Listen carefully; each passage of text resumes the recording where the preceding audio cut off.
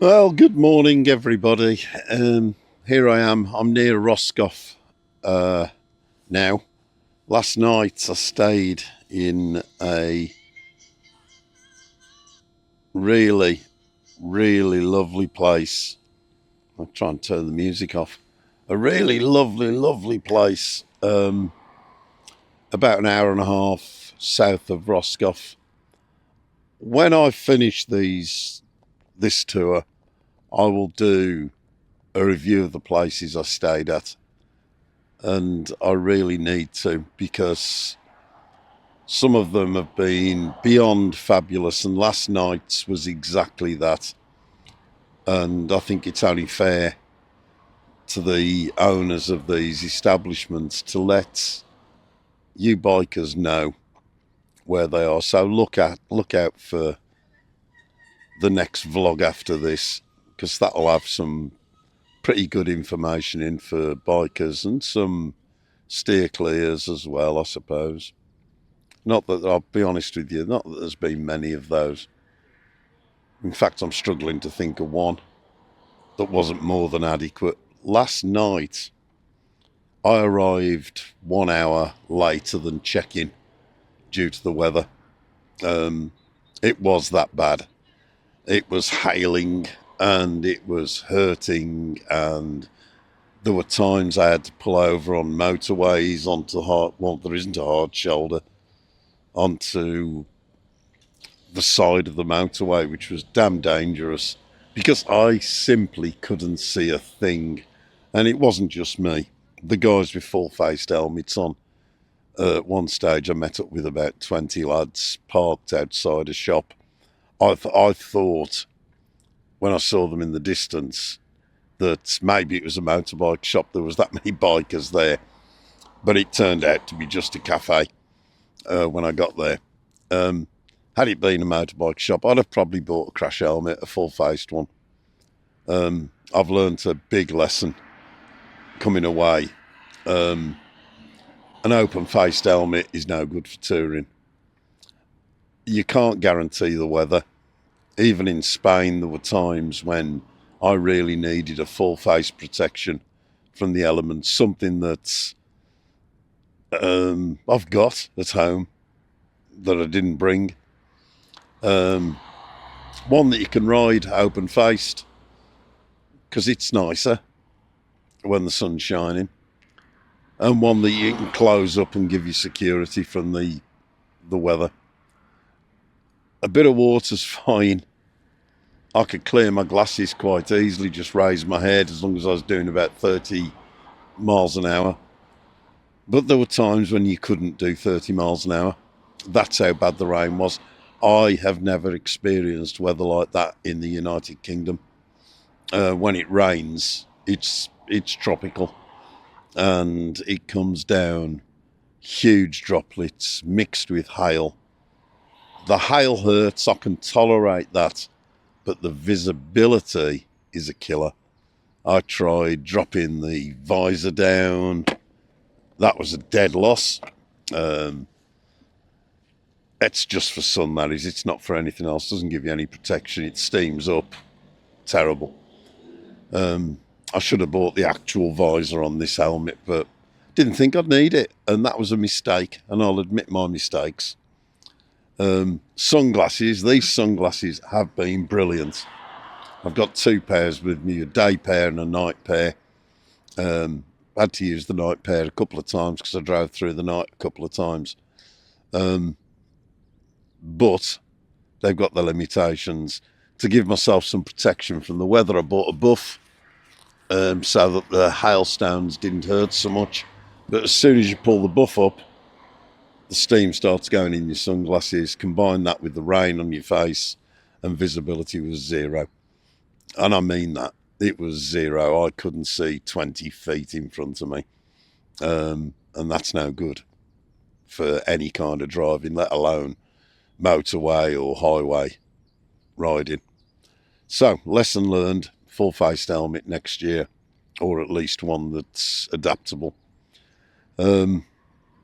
Last night's hotel, I arrived an hour late. It was somebody's home, with 3 or 4 rooms upstairs converted, a hot tub which I really needed and never used. I got there, showered, changed, went downstairs in my shorts with the full intention I'm going to go in the hot tub. Sat there. The lady made me a snack, which was so kind of her. I had emergency biscuits and half a block of chocolate otherwise. Emergency biscuits. She made me a snack, which was lovely. A selection of French cheeses. And I learned a lot about French cheese and how to cook one. I know that sounds silly, but there's a right way and a wrong way for different cheeses. And I asked because I knew I wasn't going to eat all of the cheeses that she put in front of me. And I didn't want to leave them in a bad state. And she told me how to eat the cheeses. Then we talked and we talked and we talked. Dominique and Christian, her husband, who's English, is much better than he thinks it is. But Dominique sat down with me and we both talked about life in general till about 11:30, and then I had a great night's sleep. And the next morning got up, and it's the latest I've ever left a hotel. Didn't leave till about 11 o'clock because we sat and we talked some more. I can only rate up to 5 stars or 10 points or whatever it is on different accommodation apps. This one was through Expedia. I dropped Booking.com after the way they treated me over the cancellation. If they think €5 is sufficient sufficient contribution to the mess they made of my day, sending me a confirmation and then 2 hours later the hotel cancelling it after I've been and bought self-catering foods and so on. If they think €5 is enough, well, Booking.com, you don't value my time anything like I do. It wasn't. They should have compensated me a lot more than that and chose not to. So, not a lot I can do about it. But what I can do is give my business to Expedia instead, which is exactly what I did last night and I shall carry on doing now for the foreseeable future. So, Booking.com.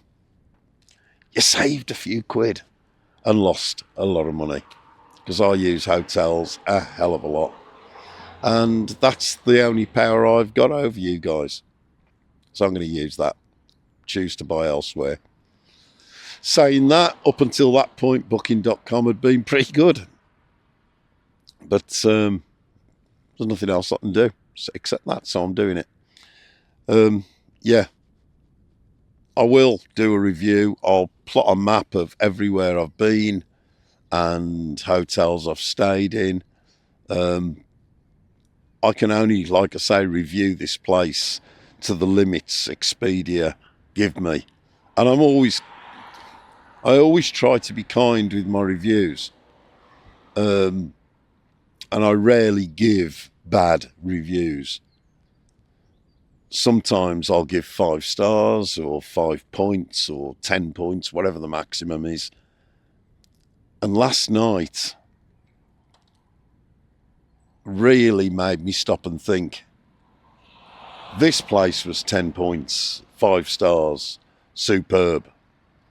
It was in every single way deserved to be better reviewed than the rest of the hotels I've stayed in ever. That's strong words. They couldn't have been nicer. Intelligent conversation, lovely, lovely, lovely people, an absolute delight. And it's made me stop and think. Sometimes I've been too kind with my reviews in the past, and all I can do is put into words how good this place was, which I will try and do when I do the written part of the review, as opposed to the "Were you happy with this accommodation? Yes, no, yes, no, yes, no, blah blah blah." Because they were that good, that good. Couldn't have been better. So I'm near Roscoff now, and the date is the 16th of May. Now that means I've still got 3 days before my wife wants me home.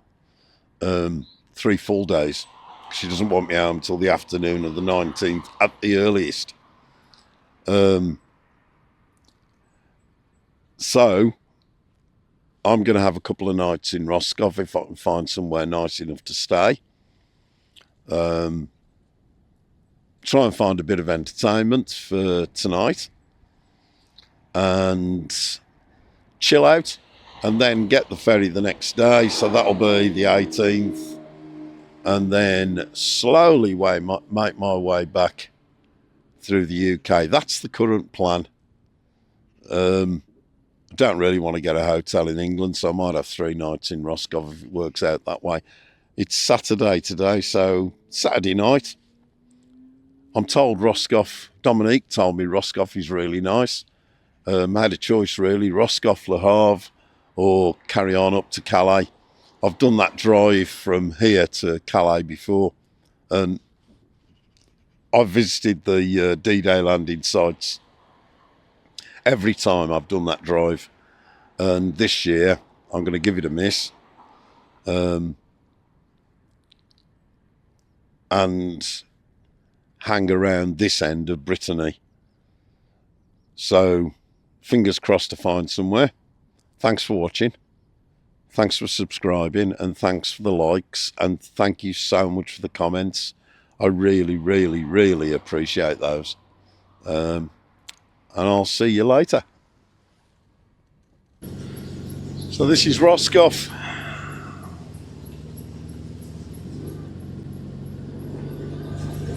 Just driving down to the seafront, have a little look.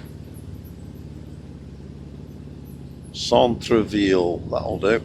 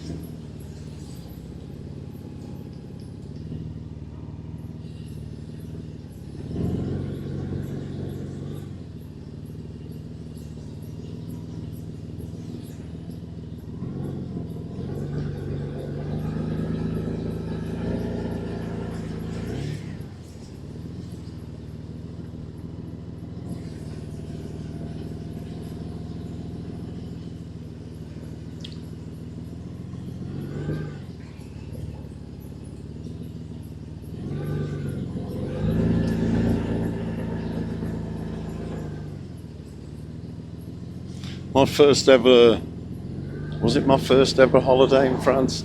I think it was. It was just up the road from here on the Granite Rose coast at a place called Perez-Jurec. It was quite nice, if I remember. Seafood's exceptional. My little car boot sale going. Very tempted to have a wander around, but I'm not going to.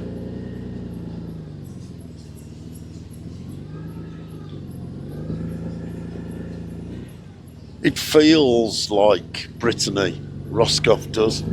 The houses, the shops, the boutiques selling same stuff they've sold for 20 years. It's quite nice in its own sort of way.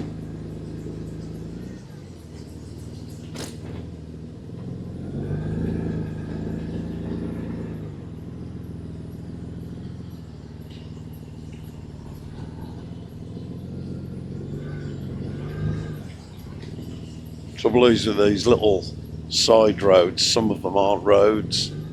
They're on Google Maps anyway. You can see how narrow this one is. You're not getting a car down it. I'll take a chance with the bike just to have an explore.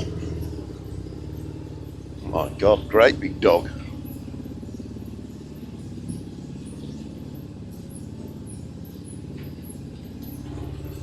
I think I might stop and have an emergency biscuit. This is nice.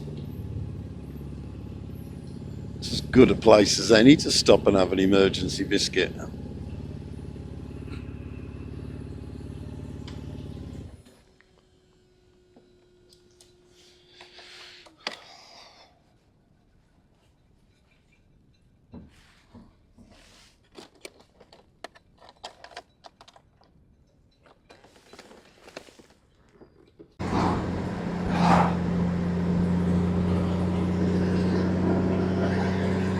Heading up to Caen, which is where I'm going to stop tonight. Just had to make a decision in Roscoff whether to stay there or move further. Caen gives me two options for ferries. Caen was just the one, really. Roscoff was just the one. Caen gives me two options. So I'll be looking at ferries tomorrow for the day after. But wherever I stop tonight will probably be for 2 nights.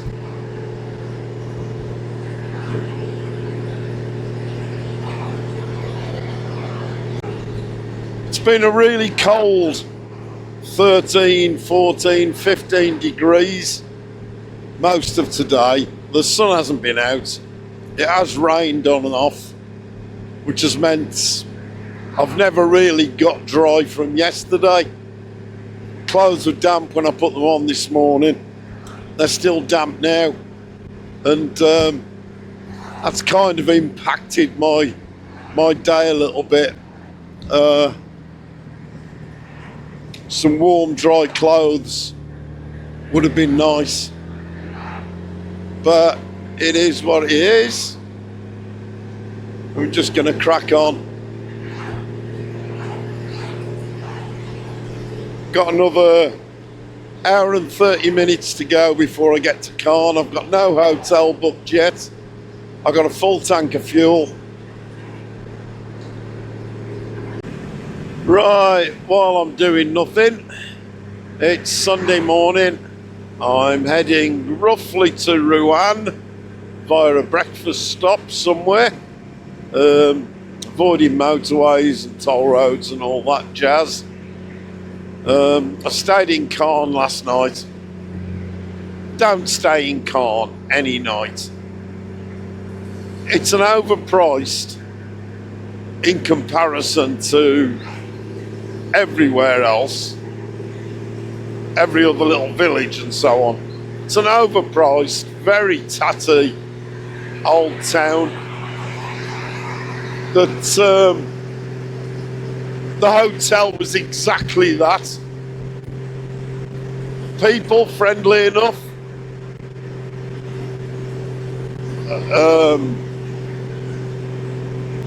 But it wasn't, I hate to say this, but northern France, I don't know what the towns on the coast and bigger towns, they don't do themselves any favours. Being French is not enough. And I can't explain it any better than that. But I think they kind of take advantage from the tourists and the ferries. And, you know, let's do something exciting. Let's get a ferry. Let's go to northern France. Don't bother, unless you're going to head at least 50 or 60 miles inland, then I'd give northern France a miss. Because it doesn't feel like France. I don't know, can't explain it better than that. Hotel, tatty, needed refurbishing 25 years ago. Hasn't been done. Awkward. Secure parking at the Hotel Bristol. Well, it isn't secure parking, and I chose the place because of its gated car park. They don't close the gates, so what's the point in calling it a gated car park? The gates are left open all night.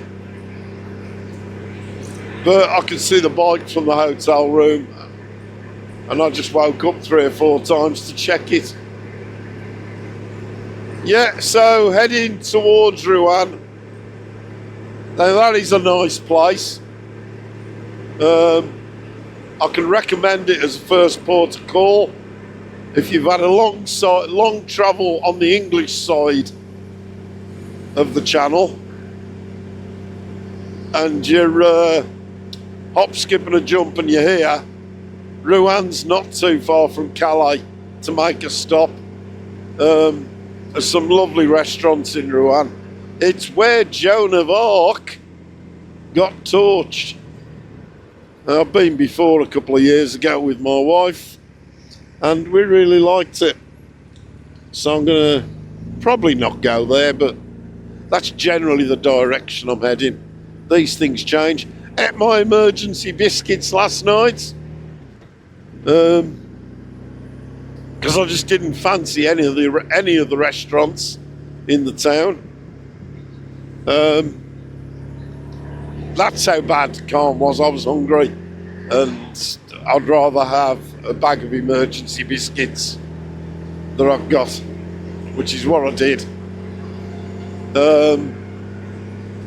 So anyway, yeah. Chat to you later.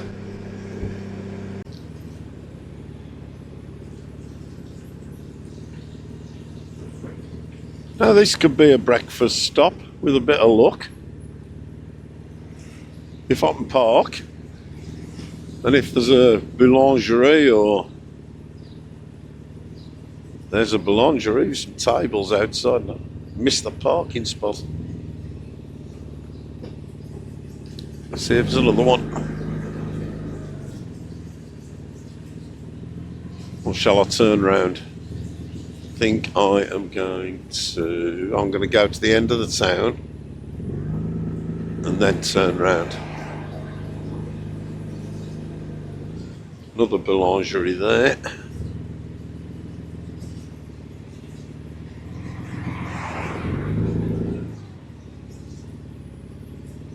No tables.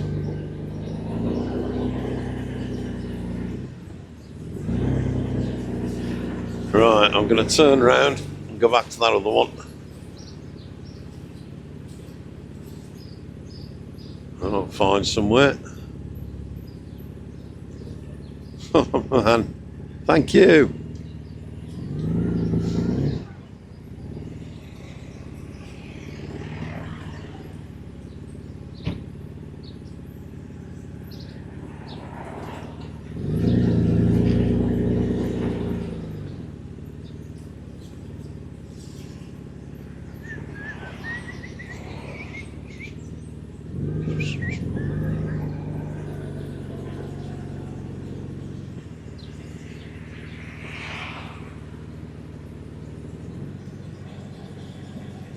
Right, we're here. Let's go and get some breakfast.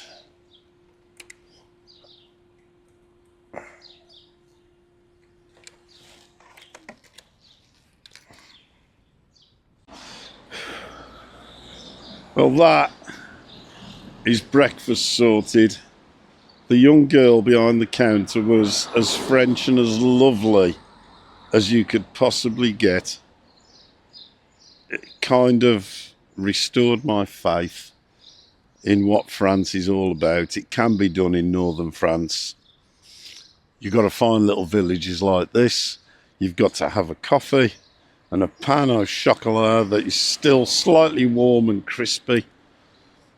And then you've got the challenge of not buying all the cakes that they sell because they're to die for. So, yeah, restored. Little village, Get out of the towns, don't bother with them, they're terrible. And find something like Duzelay, which is where I am right now. So I've got to turn round and head off towards Rouen. Not going into Rouen, I've decided. I'm going to find somewhere en route to Calais, make some tracks and find a nice little place to stop. But I'll find the right gear.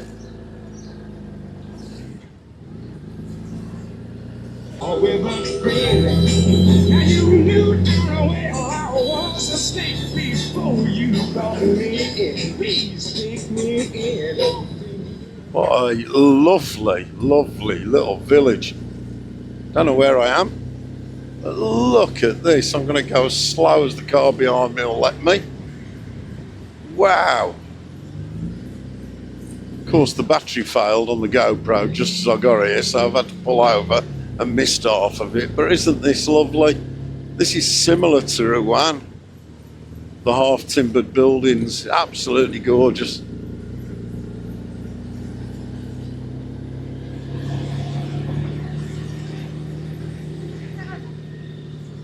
Lovely little river going through.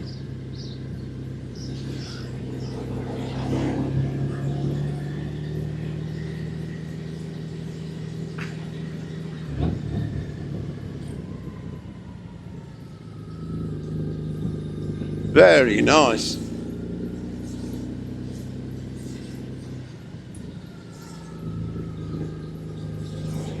Different colours.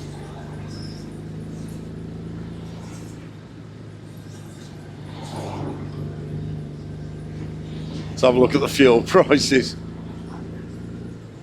€1.99. Oh, it's below €2. Hasn't been. It's been up to 2.20. It's a bit painful when you are covering the miles I'm covering, and a tank of fuel's coming out to around about €40 instead of the 20 I'm used to, or 25, 30 max.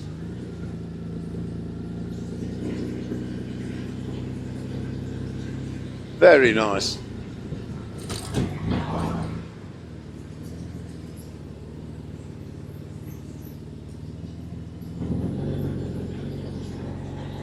Alright, let's get the music back on.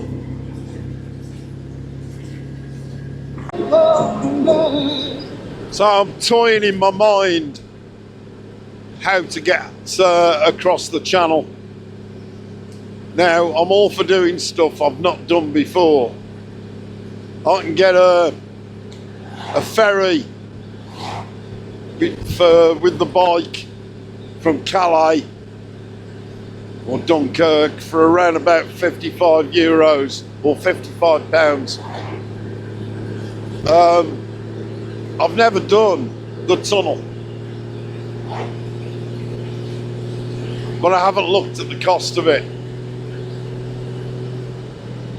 Now, if I can do the tunnel for sort of 70 quid or less, it might just sway me. It doesn't appeal to me. Even though it's super quick, who's in a hurry? The experience of the ferry is really pleasant. Sit back, chill out. You know, it's nice, have a chat with people. I'm not sure that the tunnel is going to be like that,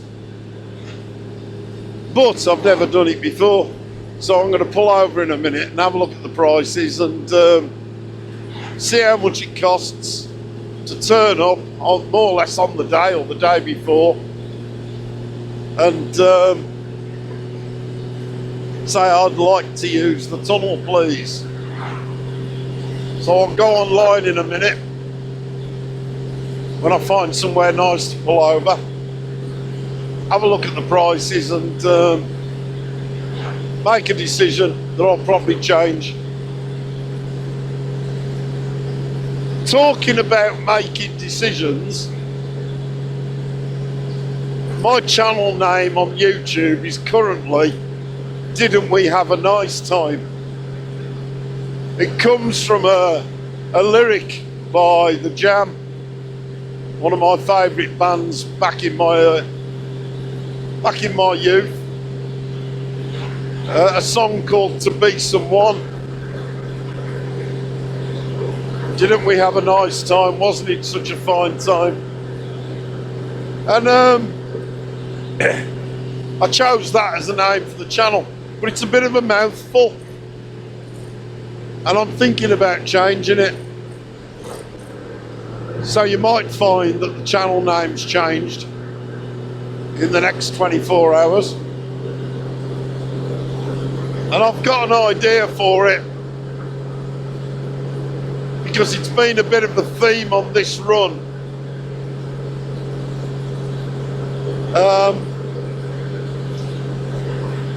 It's not really related to motorcycling, although it is to my motorcycling.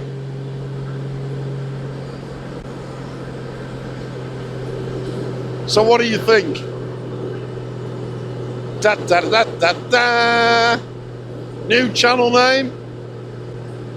Emergency Biscuits.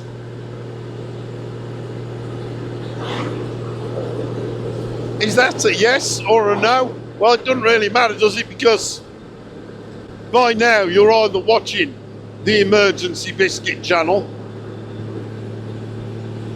or you're not. Because I will have decided by the time this video comes out. I like the sound of it.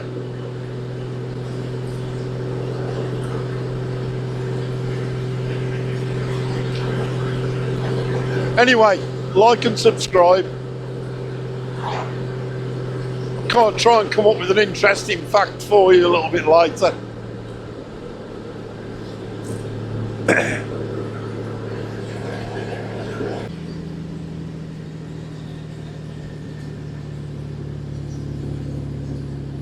Well, I was kind of hoping I wasn't going to have to go over this bloody bridge, but I am anyway. It's free to motorcyclists, I'm pleased to say.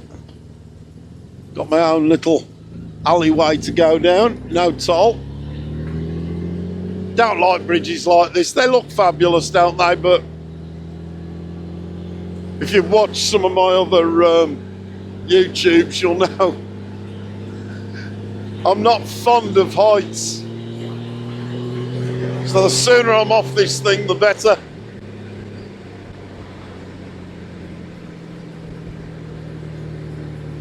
And it's 50 kilometres an hour speed limit.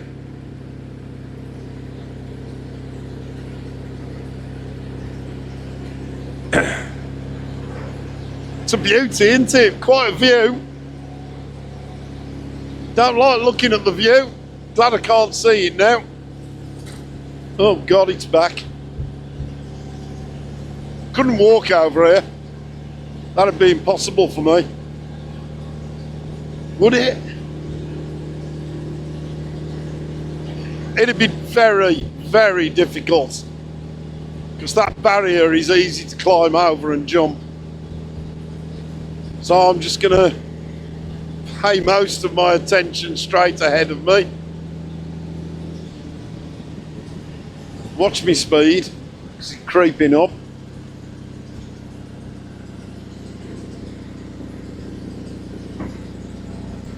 Hopefully there's a bit of sunshine in the distance. Could do with it just to dry everything out. Saying that, I got laundry day tomorrow. Well, glad I'm off that.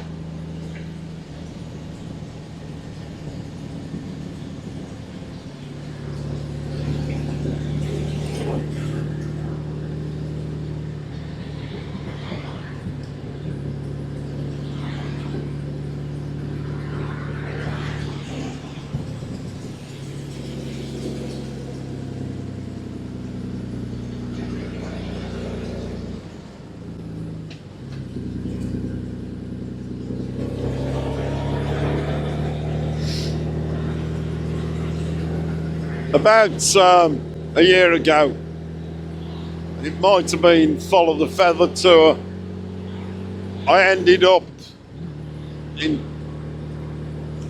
late in the evening over near Le Havre on the way to Calais. And as usual, I was doing a drive through the night, starving hungry, found a little seaside town with a bit of a port there, a port, a casino, a few restaurants, and a couple of takeaways. And I thought, oh, I'll get myself a kebab. So, kebab, meat, and fries. And I asked the guy, a Vexal with salt for the fries, thinking he's going to give me a little sachet of salt. Well, I don't think he spoke French, let alone my French. And I couldn't get him to understand, and eventually, sal, like this. And he poured over a dressing that resembled Thousand Island dressing in colour, like burger sauce. And he drowned the meal in it.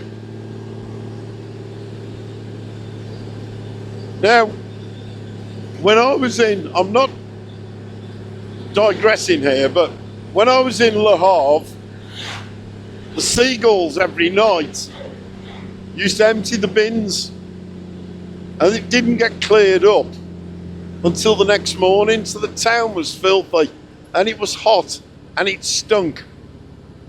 And it stunk the same as this burger sauce that he put on my kebab and chips.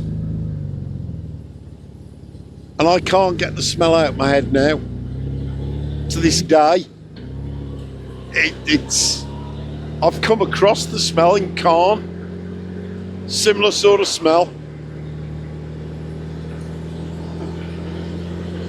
And the thought of it absolutely turns my stomach, and I can eat anything, and I enjoy most things. Going to a hotel, into a restaurant, anywhere in the world, and quite often I'll say, what do you suggest? And no matter what they give me, I've always enjoyed all manner of foods. I'm not a fussy eater. I'm an experimental eater. I love to try local produce. I love when waitresses serve me the food, or waiters serve me the food that they choose and the wine that they choose for a meal. I think you really do well doing that quite often if you're not a fussy eater. But this kebab sauce was it smelt like rotten Le Havre. And if you've been to Le Havre on a sunny summer's day, you'll know exactly what I mean. It's why I'm not even considering sailing from Le Havre, because I'll never sail from there. I'll probably never go there again. It stunk. Awful. So anyway, I'm plodding on. That wasn't an interesting fact, by the way. That was the truth. I've just seen signs. I think it was called Belleville, where I got the dodgy kebab. Won't be going there today. Just going to plod on. Just going to go for it. And then I might pull over and go on YouTube Studio and change the name of my channel. Emergency Biscuits.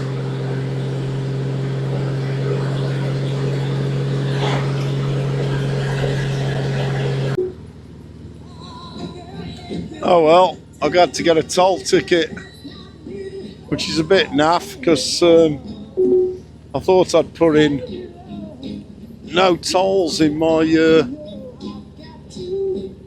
trip today, but I obviously haven't.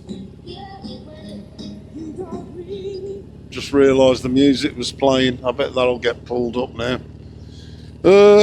Right, so where should we put that? Let's put it in there, like that, ready to get. Let's get a card out ready, so when we get to where we're going, we know what we're doing.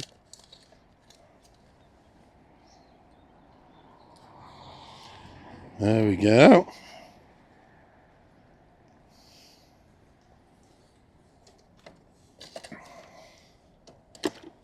Put that with it. I think I might get my gloves on. So this is the payage method. The gloves come off in my mouth.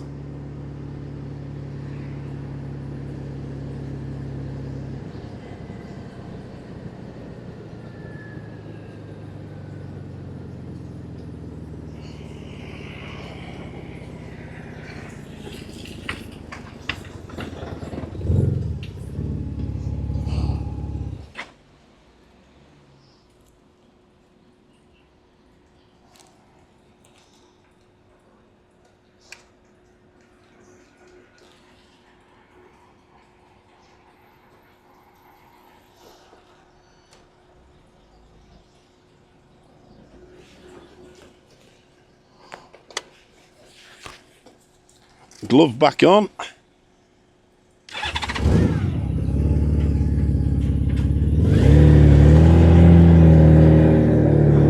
And job's a good one.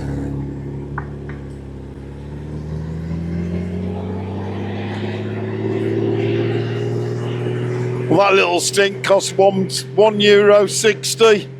It was only a few miles. Didn't want to be on the toll road. Don't know why Google Maps put me on one. Was told to avoid them.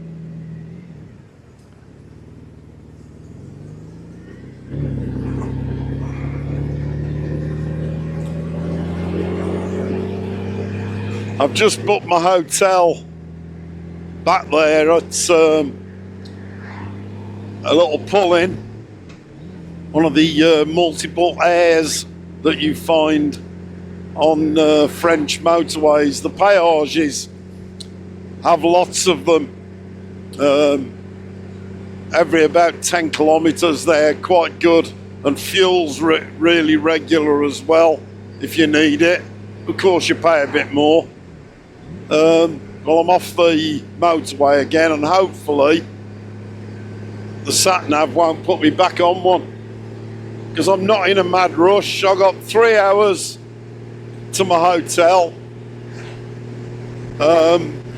There's a hot tub, and it's rated really highly on Expedia,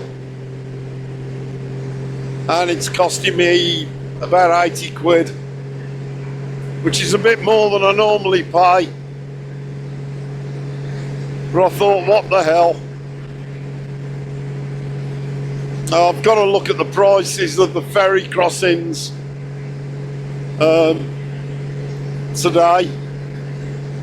I don't particularly want to get another hotel after tonight, so I'll probably do a really late or very early morning ferry crossing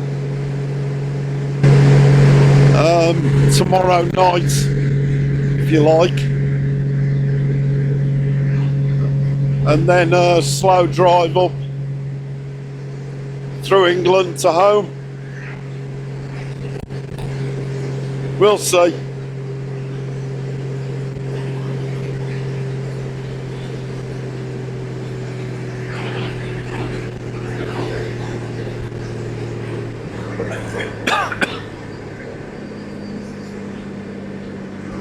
With my gloves on and without the remote, it's making turning the camera off a bit tricky.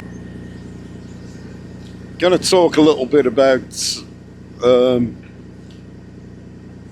general overall feelings about this trip and the bike. I think we might start with the bike. On a wing and a prayer. I'd had a few little problems before I set out. The alternator was making a racket. I think a bearing might have gone on it, and I changed it. And I was told, oh, you must have a Honda part for the alternator, and they're like 600 or 700 quid. And I thought that was ridiculous, and I couldn't get my head around why an aftermarket alternator can't do the job. There's no reason, is there? I mean, you know, but people said, oh, it'll last you, be lucky if it lasts you 1,000 miles. So I was like praying a little bit that it would, but I took the chance and paid, I don't know, 120 quid for an aftermarket alternator. I mean, if they're no good and you buy them through Amazon, who's going to keep selling them? Because you just send them back. You've got the inconvenience of them breaking, but you just keep sending them back.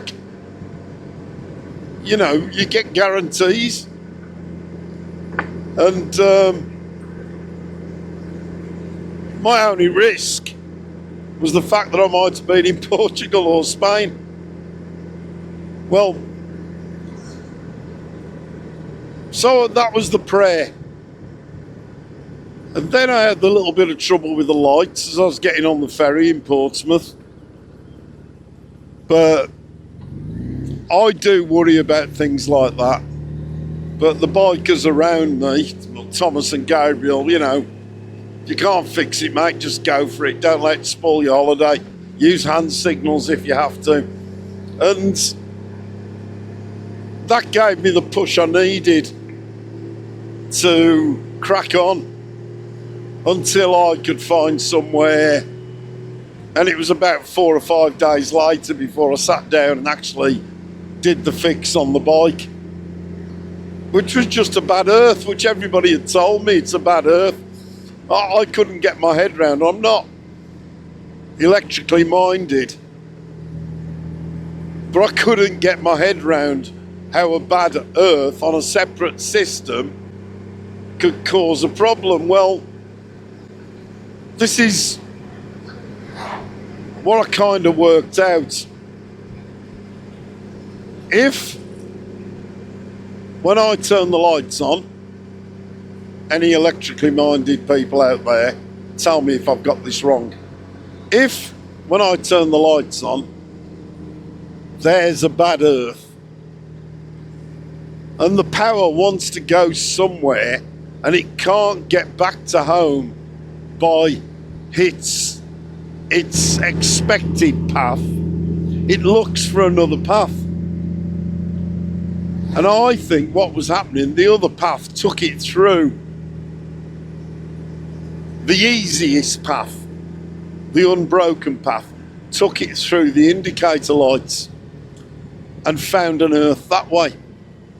But of course, taking that power through the indicator lights instead of the easiest route was making my indicators operate when I operated my brake lights.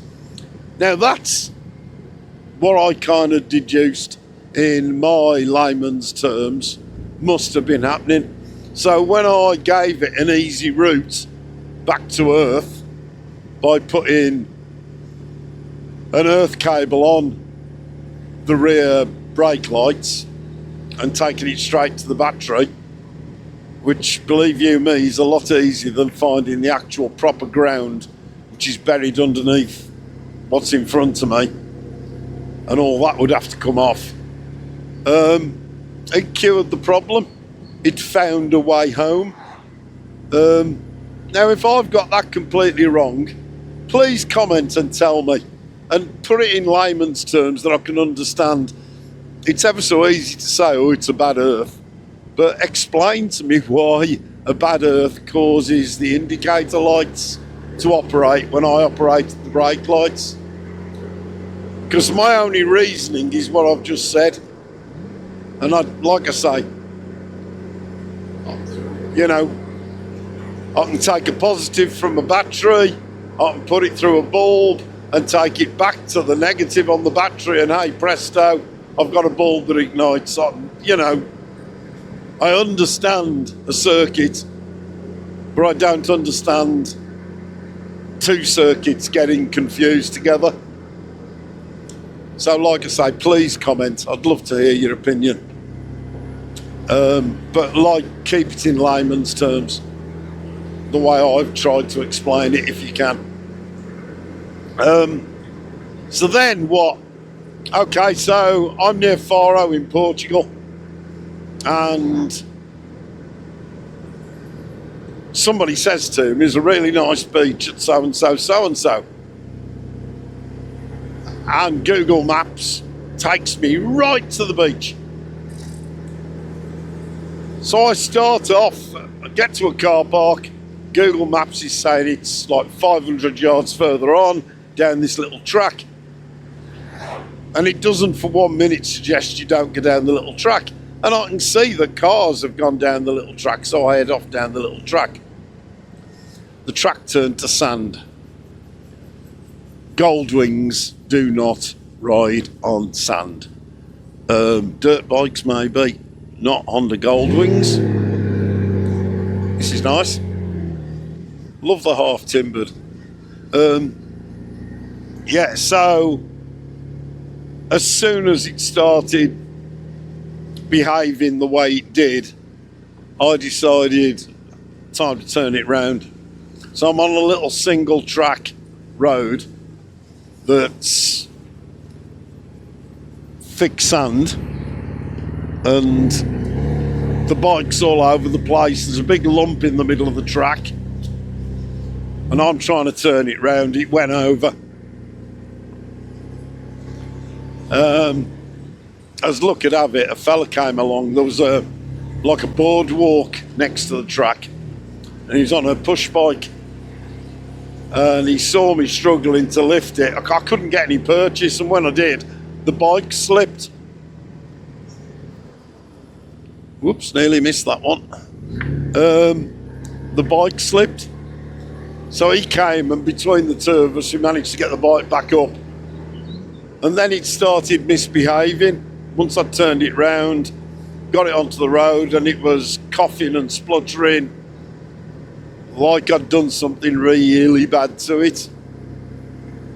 I think actually that was probably the day I fixed the lights, because I was at this hotel for 2 days in Faro, and the bike was parked just outside the hotel. And I thought, right, I'm going to rest it and get down on my hands and knees at the side of the bike. The weather was lovely, and I'm going to fix that dodgy wire. So I fixed the dodgy wire, got back on the bike, and it's behaved itself beyond measure from then on. To the point where it seems to get better during it. There's nothing wrong with it first thing in the morning, but come mid-afternoon, it's riding like a brand new Honda Goldwing, and it feels great. And I don't know if that's down to me. I ride the bike better as the day progresses, but it just sounds better, it feels better, everything about it seems to like it being driven hard. It likes to have a warm engine. It's bloody happy when I'm doing 80, 90, 100 miles an hour. It really does seem to enjoy that.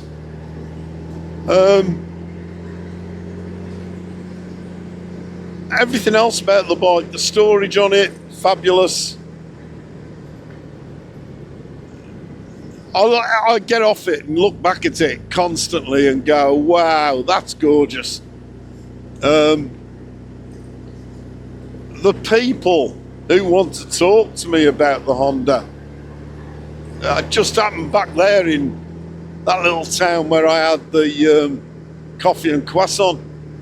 Guy from Gloucester standing looking at my bike as I'm going over to it, and all he wants to do is talk about Honda Goldwings and how fantastic they are.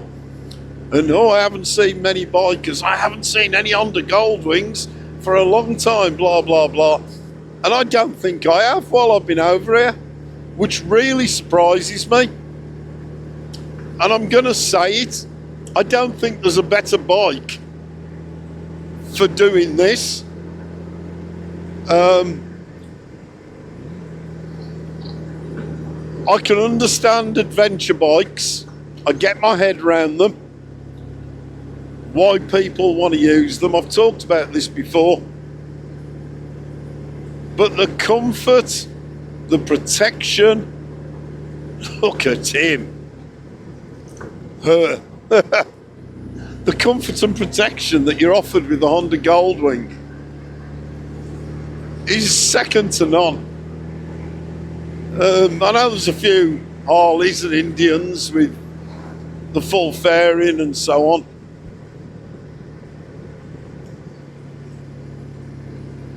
I can't see them being better. I really can't. I get it why. Please don't think for 1 minute I'm like this, I'm not. Some Honda Goldwing owners behave a little bit elitist. Because you get a feeling of that when you're on it. It does everything that you want it to do. The only thing that limits it is me. I've not ridden it to its capacity by any stretch of the imagination. You know, 4,000 revs is about the maximum I've took it. And I don't want to go to 5,000 because I don't know what speed you'd be doing at 5. And I'm 6,000. I can't imagine anybody ever taking it to that. And it red lines at 6,000.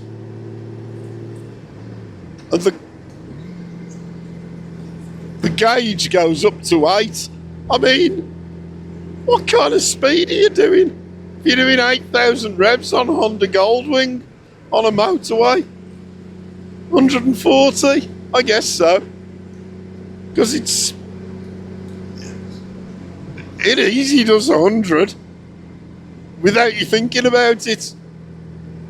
And you can't feel the wind in front of you. So am I happy with this old 25-year-old Honda Goldwing? You bet I am. What a great bike. I honestly think I will always own a Honda Goldwing in the future. It might be this one that I keep for a long time. I hope it is. I might do something silly one day and go out and buy a new one. Can't say I'll do that, to be honest with you. The new ones, I'm sure, are fabulous, but they're such a waste of money when you can buy one of these for a few £1,000s or less. You know? This has done a tour that is I'm probably on 5,000 miles now. I will sit down and work it out. I started doing it the other day by putting destinations in Google Maps in my hotel, but it only allows you to put so many in, so I've got to find a way of doing it properly and just put all my hotels in and get an idea from A to B with the little excursions that I've done when I've been at a hotel. Throw them in. And that'll give me a guide as to how many miles I've covered. But I'm guessing about 5,000. And I'm not going to say it hasn't missed a beat, because of what happened after the little tilt in the sand. But my word, it has been a fantastic bike. Really has. I love the Suzuki. I really love the Suzuki. I love riding it on a warm day, going out for a cruise. You know, there's days I take that bike out instead of this. When I'm at home, when I'm going out with friends. It's only an 800cc, but it does everything I need it to do when we're pottering around the Derbyshire Dales. But I can't say I'll ever go away anywhere abroad for a couple of weeks that won't be on this fabulous beast of a bike. Is there anything I'd change about it? Yeah, it's a bit heavy, and you don't notice it until you're a bit unbalanced at 2 miles an hour and you hit a 4-inch curb. I've had that happen, and I couldn't hold it up. It went down. But most of the time, like now, you don't know you're sitting on a £900 bike. I've got the suspension to take care of in the middle of the bike. It's electronic suspension, and it's supposed to raise up and down with the load on it, and it's typically broken. Oh, a little car boot sale.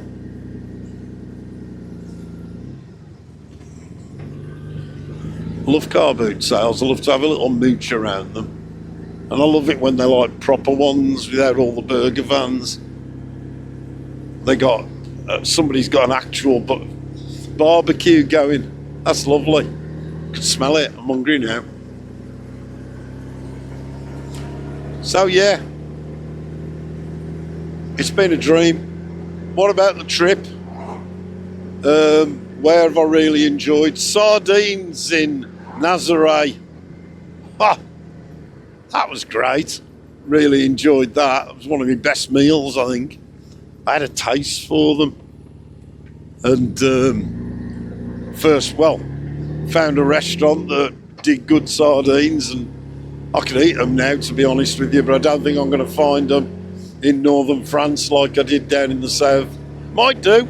If I do, that'll be dinner tonight.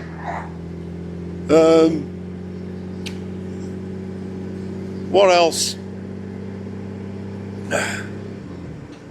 The accommodations. I have stopped at, well, obviously, probably 20 hotels or more. And most of them have been either okay, or last night's was, it served a purpose. Some of them have been exceptional. The place I stopped at just north of Malaga, the Dutch lady that ran that, with a swimming pool and the little separate sort of room that I had in the gardens and the honesty bar. That was, I could have stayed there for a week. It was lovely. It was a shame to move on, but needs must. The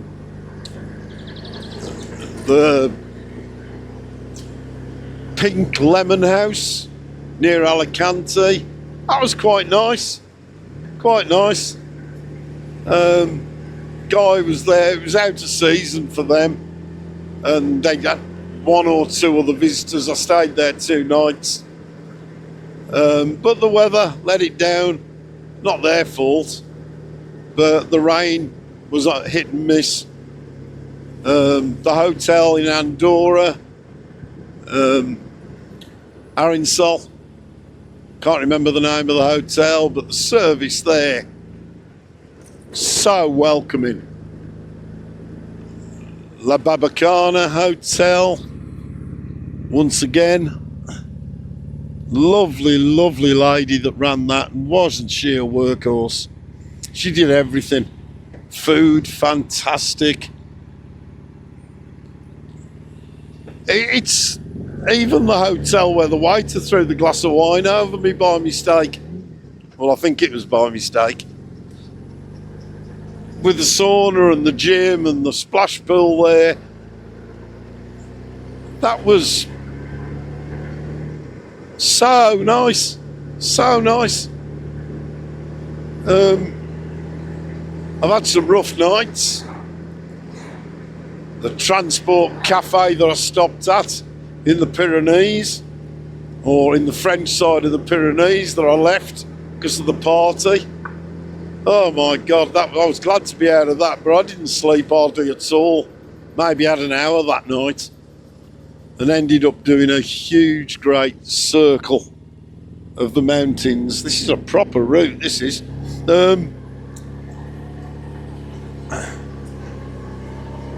But I managed it, it's part of the adventure.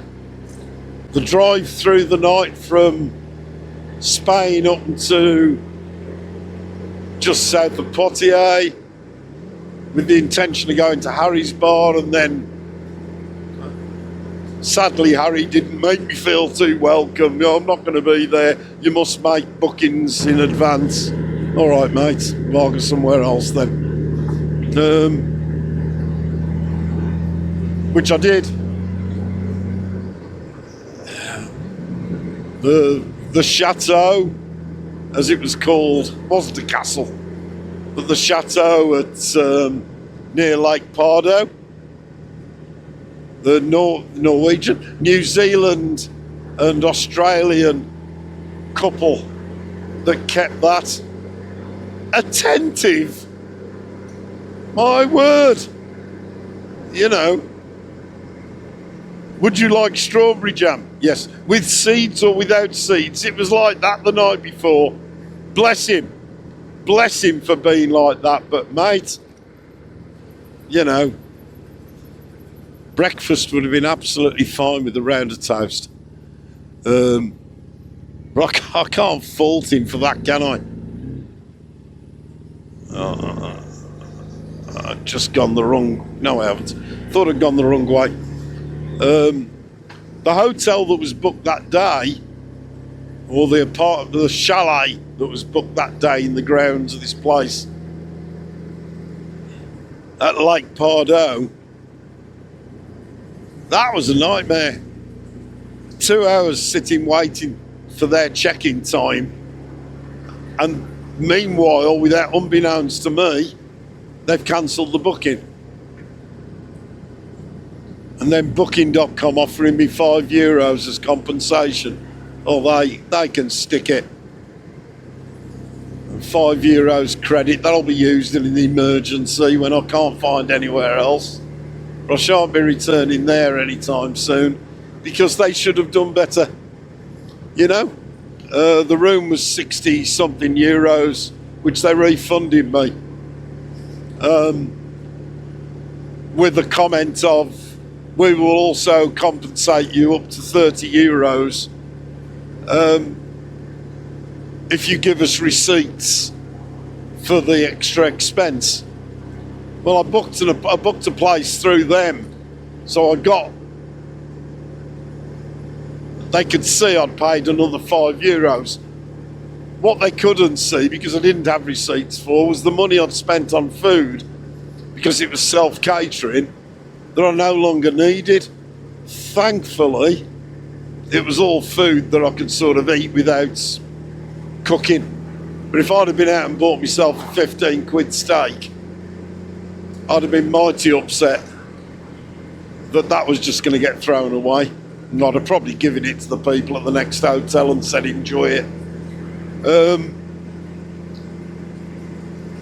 Yeah, so where else? Yeah, Caen. Last night's hotel in Caen. Hotel Bristol. I'll be honest with you, I wanted a night out, and Caen isn't the place for a night out. It pretends to offer so much with its bars, and I never go in Irish bars. I'm not a big fan of going in an Irish bar when you're in France or Prague or, you know. But the Irish bar was probably the best bar there. And I had a small Guinness in there. I went to a little burger bar and had a €5 burger, because I'll be damned if I'm going to pay €25 for a burger elsewhere, because that's what they were. And before you all say, oh, you're on holiday, don't be so mean. I'm not being mean, I just don't waste money. And that was, I was being ripped off, don't want to be ripped off. You know, well, that's me. Might have been different if I got the wife with me, we'd have had a burger and a bottle of champagne, but I haven't.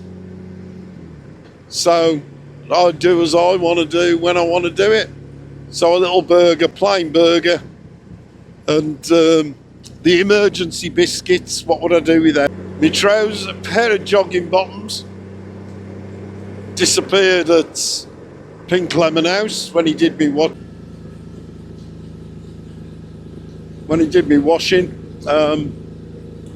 They went, didn't discover it till I'd left. It's the only place they could have been. I'm really quite strict with how I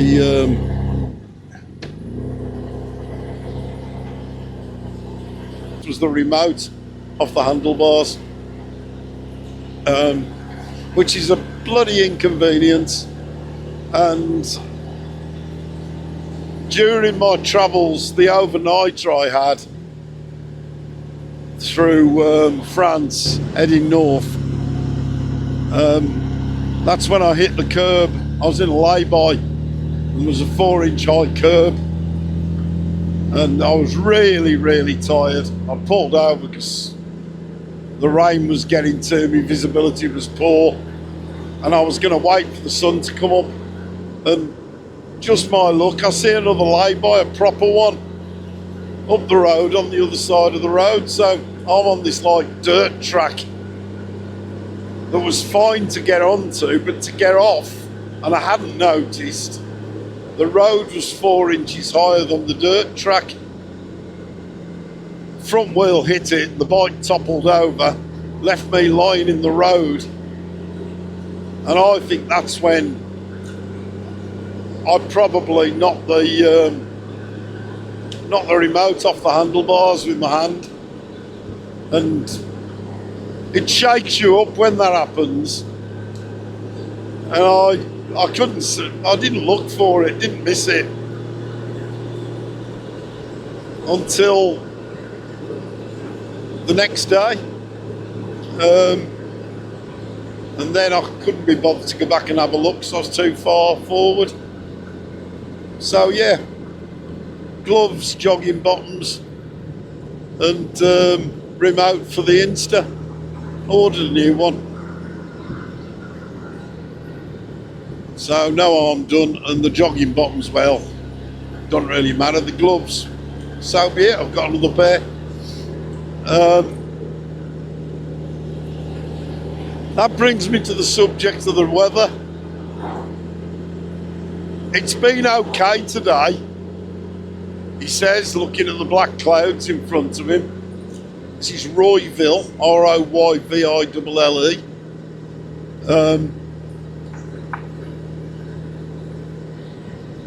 It's been okay today, but this is the first time. I woke up, the bike was soaking this morning. It was parked outside.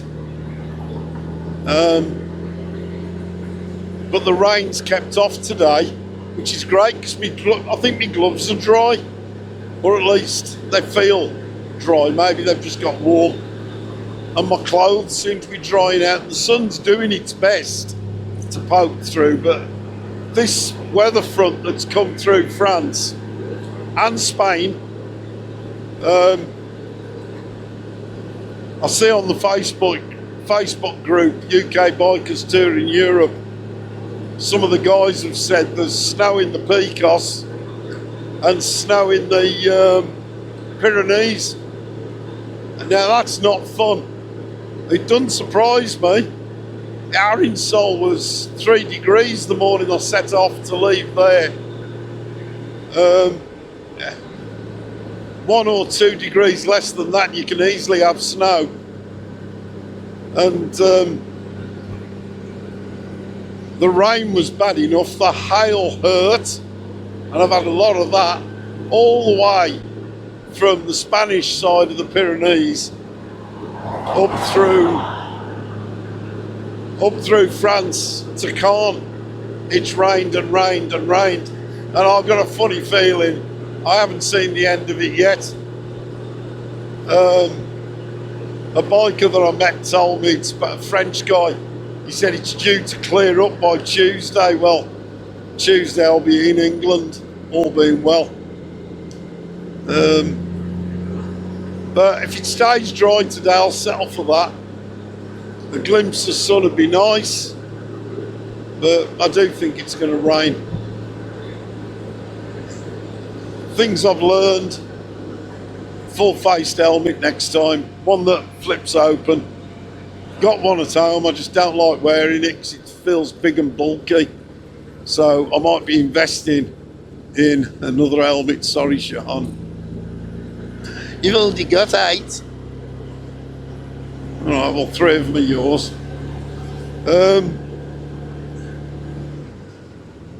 Yeah, so I might be investing in another helmet, but I should choose it very, very carefully. One that flips open, locks open, like the HJC one, is it, that I've got? But one that doesn't feel big and bulky on my head. It's the one I used last year, if you go back to the other videos that I've got up on my channel. Another nice little town. Yeah. Have I enjoyed it? I bloody have. It's been great. I feel like I know Spain now and know Portugal. And I can't say as I knew them at all. It's no good saying, oh, I've been to Lisbon, which I have, and I've been to Porto, which I have. And though I've seen Portugal, you've got to get out to the like little villages like this, but in Portugal and in Spain, to get a real feel for it, to meet the people. Spanish people, lovely, really friendly, really happy.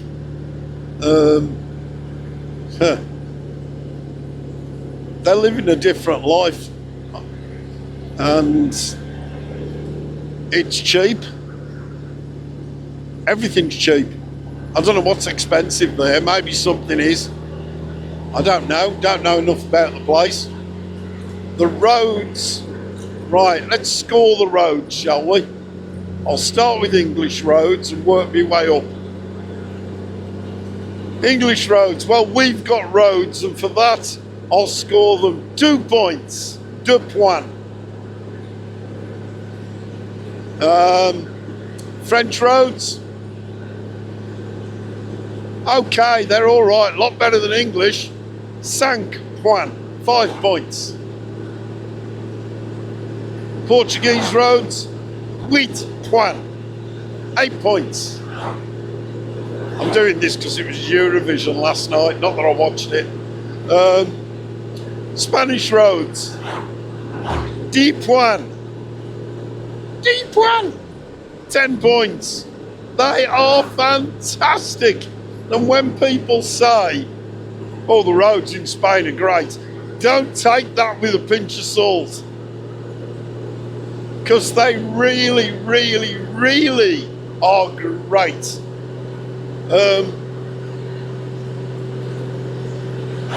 I coined a phrase and used it several times. They're like scale electric tracks. It's black tarmac. It's laid with perfection. I don't have the words to explain how good they are, but they're a biker's dream, and the scenery's fantastic. I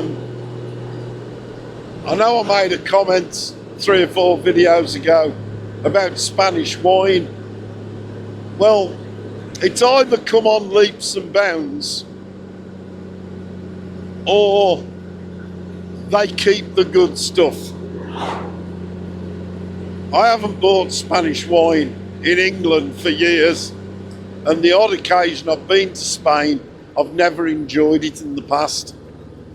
But when I've let them choose the wine for me, they've come up with some absolute belters. Red wines, white wines, as good as anything I've ever had in France, and that is saying something. And I don't know what they were. I didn't read the bottles, I just drank the bloody drink, and they were lovely, easy to drink, and I've never had a Spanish wine I'd describe as that. Easy to drink, tasty, smooth, everything I didn't think a Spanish wine would ever be. So that was great. Food was great. Even in the Costa del Sol, when I had the full English, I never do a full English breakfast when I'm abroad. When I had the full English breakfast in Torremolinos or wherever it was I was, that was great. And the service was great. And I'm using the word great an awful lot, but my word, it really was that good. They know what they're doing.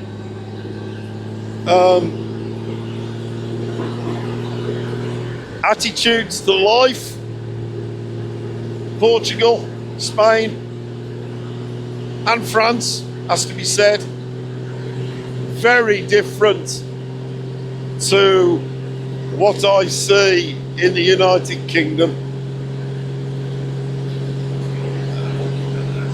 They're very happy people, very accepting people, great drivers. In the 5,000 miles, there's only been 2 incidents maybe. One guy passed me a little bit close and I had to go and give him a few words of Anglo-Saxon, and I can't think what the other one was, but it happened just down the road here. Yeah, it's just a different attitude. Why is that then? I know in France they've got the same problems, if they're problems, that we have supposedly got in England.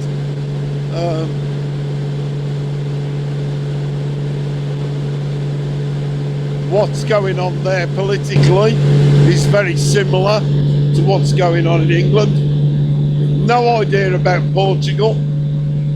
I know Spain is left-wing.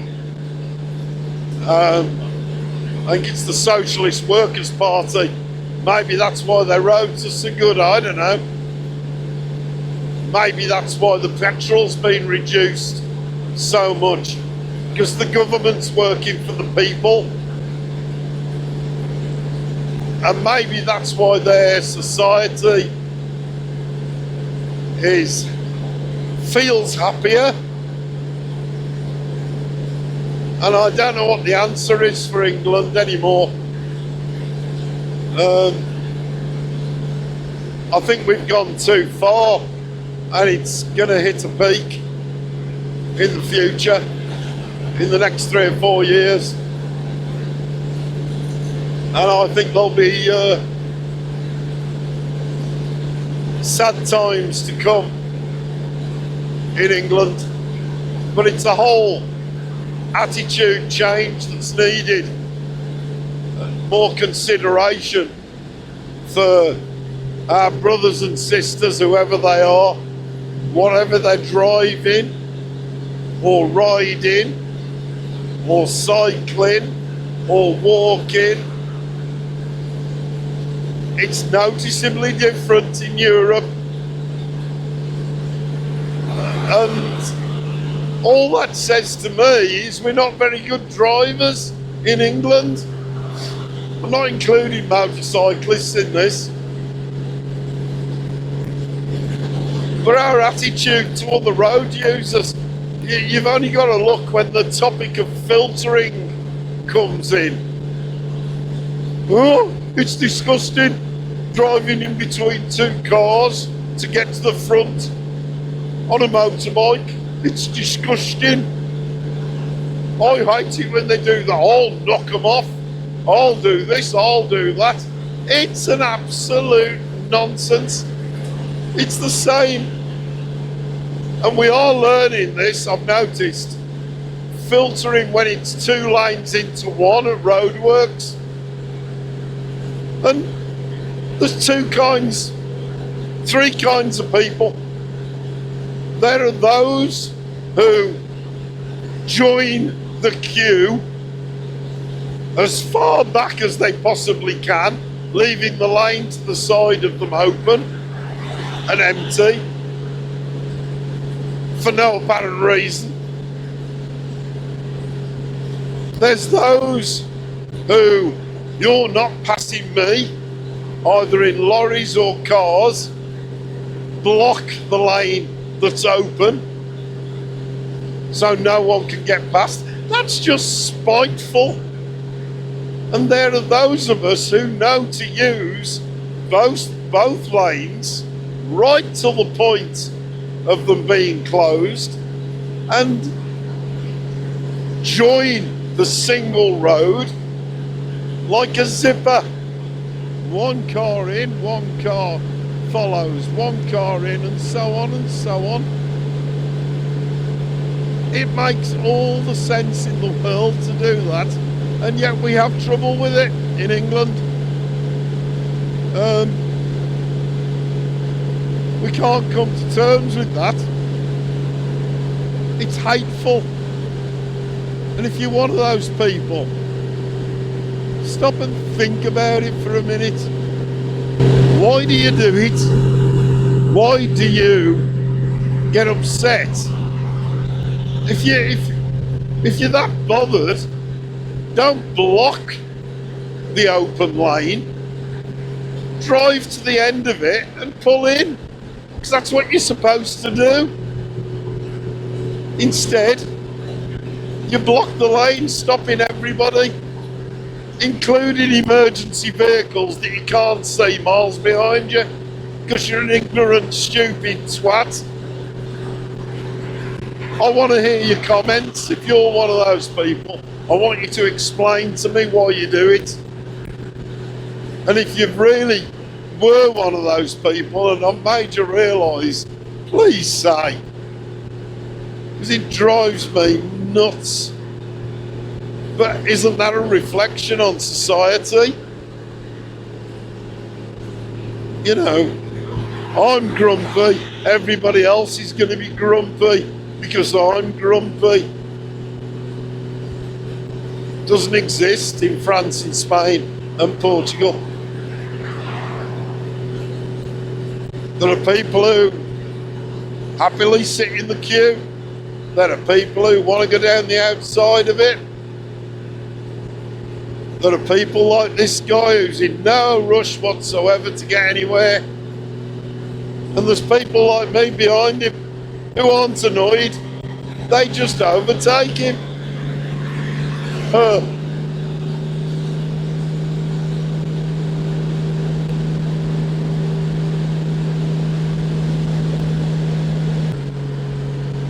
Right, now we're on the topic of other aspects travelling abroad that I've noticed. Police. They're here to help you. In Spain, Portugal, you barely see any. They're there. And they do random checks on vehicles. They don't seem to have any kind of agenda with motorcycles. but they will stop and search vehicles occasionally. I think I might have seen 2 speed cameras in Spain. Don't recall any in Portugal. I've seen quite a few in France, has to be said. French police, might have seen 1 or 2. Don't see any, rarely, if ever, have I seen any at the side of the road. I've seen no speed camera vans.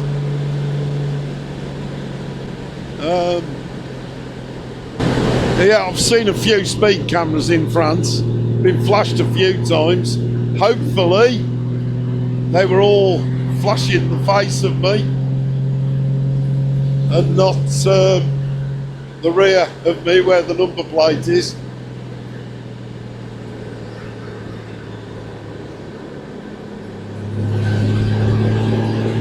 Sat-nav's trying to take me off onto another péage, which I really don't want to do. So I've carried straight on, which might have been a mistake. Next chance I'm going to pull over and find out why it's doing that.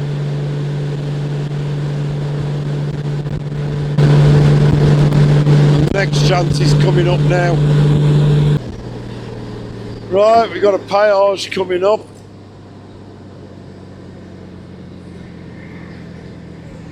Don't know whether it'll be one you pay.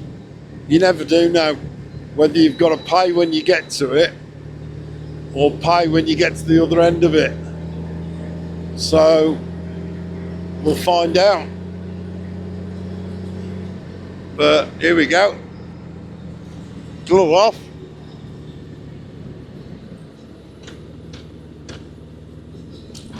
Neutral.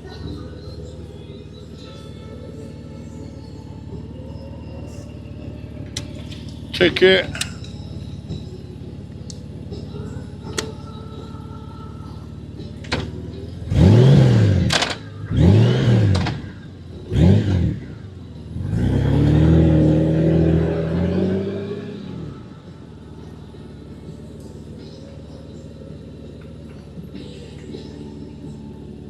Pull over. Glove back on. Go.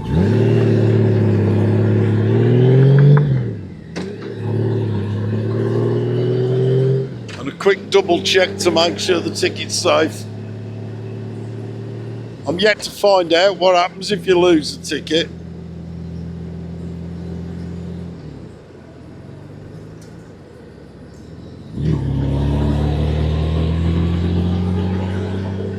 Right, so I've opted for allowing toll roads. The other way was an hour longer and I've had enough now. So I've got 1 hour 40 to go instead of 3 hours 6.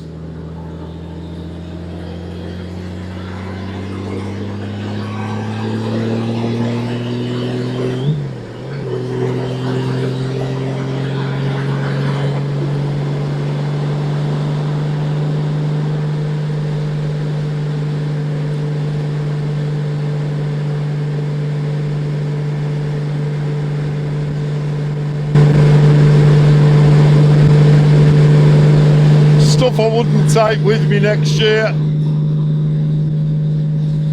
I hate to say it, but I haven't used the drone and I haven't used the GoPro, not once. The Insta360 does a great job. If I was making money out of this, which I can't see ever happening, like and subscribe. If I was making money out of this, I'd take the drone. I'd have another camera mounted on the bike. I'd do drive pasts. I'd do drone pasts. I'd go and visit places I didn't really want to visit, because it's all about the content. And I really ain't bothered with that.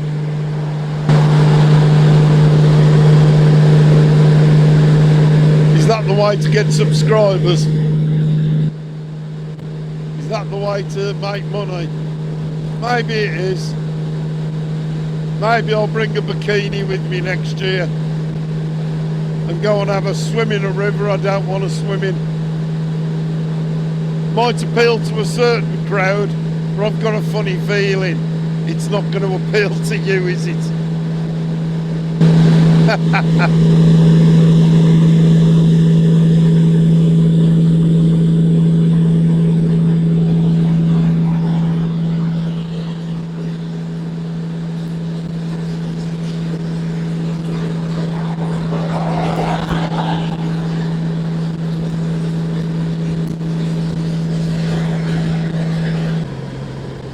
This is the other end, just a few miles down the road. So choose the one that shows a credit card, whichever one that is. This one, the biggest, longest blasted one.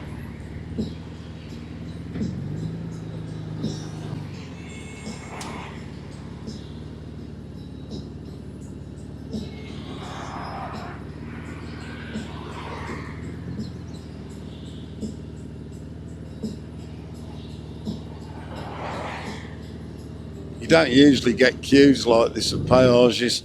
There's usually one open that you can zip through.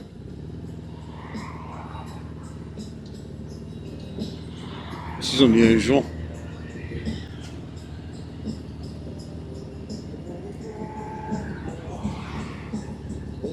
Honda Pan-European, I think. That was the bike Honda bought out for doing this, the Pan-European.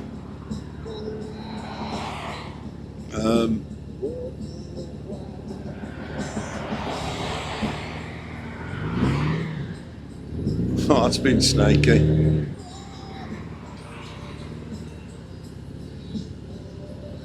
You must have something I don't know.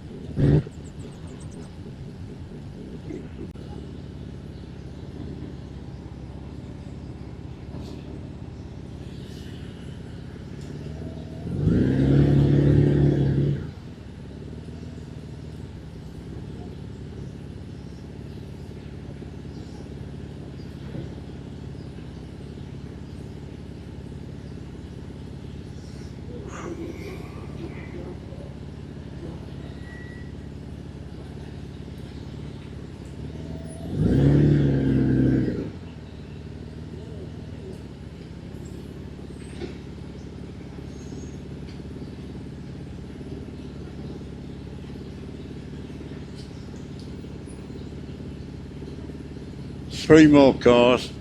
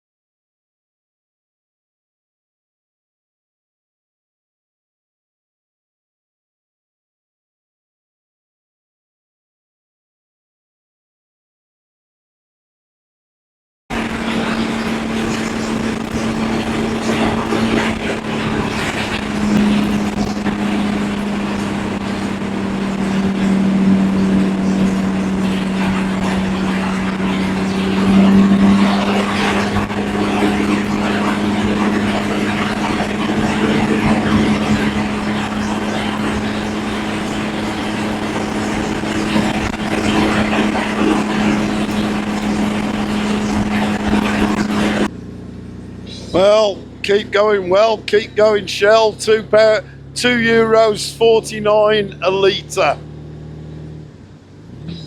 That's the most expensive I've ever put in this bike. Shell. Thank you, Shell. Thieving, robbing, profiteering bastards. No need for it.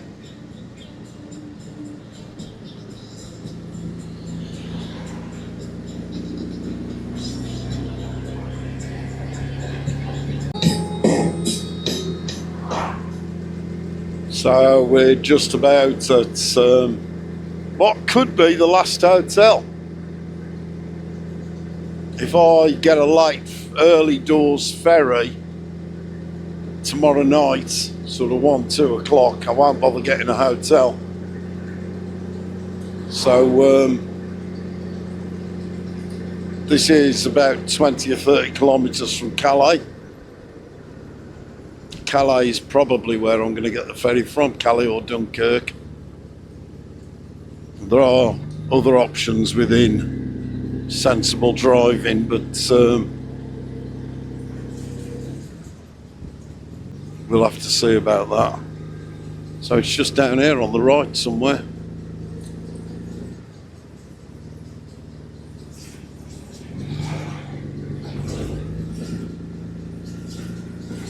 Quite a nice little town, from what I can see of it.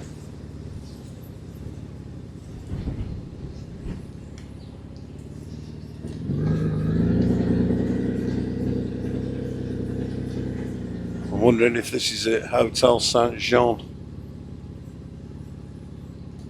Let's park up and find out.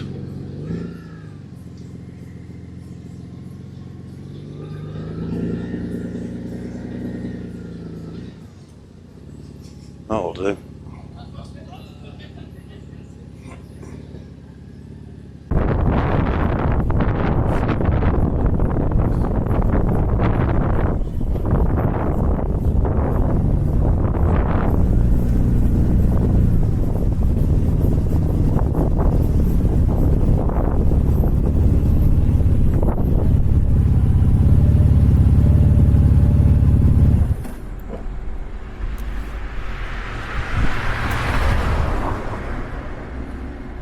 Tell me on my emails. Hotel Saint-Jean. That's the place. Where do I park?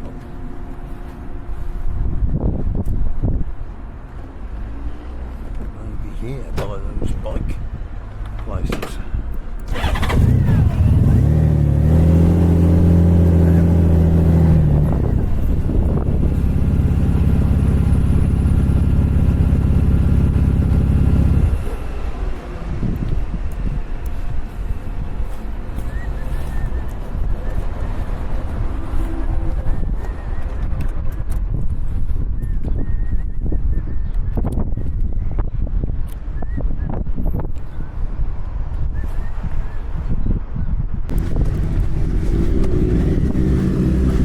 Got some emergency baguette in the box. Well, looks like there's a few nice restaurants here, so I might need them. Oh, this is my room. Private parking, not mentioned on the page, is €9. And if you want to use the hot tub, €25. So I feel a little bit robbed. So I'll get out the window.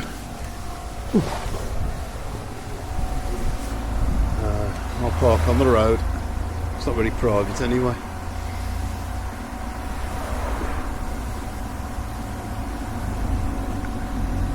Still, nice enough little town. I'm going to get changed, have an explore, have some dinner, and then do some laptopy stuff.